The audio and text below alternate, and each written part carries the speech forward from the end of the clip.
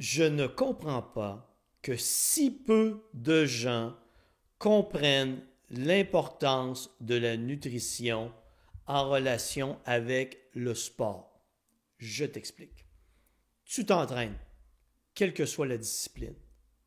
Tu dépenses de l'énergie. Tu brûles des protéines, des lipides et des glucides pour produire les calories nécessaires à la demande mécanique en lien avec l'exercice ou l'entraînement que tu fais. Cette demande mécanique impose un stress sur ton corps. Ce stress envoie une série de signaux qui dit « Hey, si ça se reproduit, il faut que tu t'adaptes. » Donc, comme tu t'entraînes régulièrement, ton corps reçoit régulièrement ce signal et tes cellules tentent de s'adapter. Brûler, être plus efficace à brûler des gras, augmenter le volume musculaire, augmenter la puissance musculaire, reconstruire tes réserves énergétiques, réparer les fibres musculaires que tu auras brisées à l'entraînement.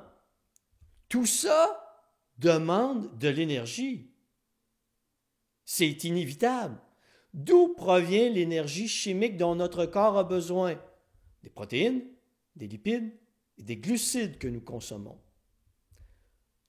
Tu t'entraînes. Tu as déjà un beau petit métabolisme de base là, pour vivre. Imaginons-le à 1700 calories. Tu t'entraînes. Tu dépenses 1000 calories. Tu es rendu à 2700 calories de dépenser dans ta journée. Et toi, tu n'en consommes que 2000. Tu as un beau trou de 600, là. Et tu vas avoir une dépense énergétique post-exercice, qui dans certains cas ne sera peut-être pas élevée, dans d'autres cas extraordinairement élevée en fonction du volume d'entraînement. Et imaginons ta dépense post-énergétique à 100 calories. C'est faible. 1700 calories, 1000 calories à l'exercice, 100 calories de dépense post-énergétique, tu es rendu à 2800 calories. Tu n'en consommes que 2000. Tu as un trou de 800 calories. Et tu te dis, waouh, c'est fantastique, je ne mangerai pas ces calories, ça va me faire un déficit calorique, je vais maigrir, je vais devenir encore plus mince. Mais non! Tu veux que ton corps s'adapte, tu veux tirer le maximum de ton entraînement. Il faut, pour cela, que ton corps ait toute l'énergie dont il a besoin pour répondre à ton métabolisme de base, répondre à la demande énergétique en lien avec l'exercice et répondre à la demande post-exercice, la demande énergétique post-exercice. Si tu ne combles pas ces calories, tu t'entraînes pour pas grand-chose. Qu'est-ce qui va se passer? La fatigue va s'installer, tu vas t'épuiser, ta performance va diminuer. Et là, qu'est-ce que tu vas faire? Au lieu de réfléchir et te dire « Oh, peut-être que je ne mange pas assez de calories, que j'en consomme pas assez. » Non, non! Tu ne penseras pas à ça! Qu'est-ce que tu vas faire?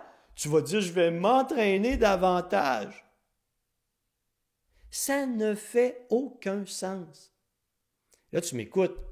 Tu sais que c'est logique, hein? Mais quand vient le temps de l'appliquer, tu serais surpris du nombre de gens qui doutent, qui ne comprennent pas que pour tirer le maximum de bénéfices des efforts que tu investis à l'exercice, tu dois consommer exactement le nombre de calories que tu as dépensé. Si tu ne fais pas ça, tu investis du temps sans tirer de bénéfices. C'est aussi simple que ça. Bonne réflexion.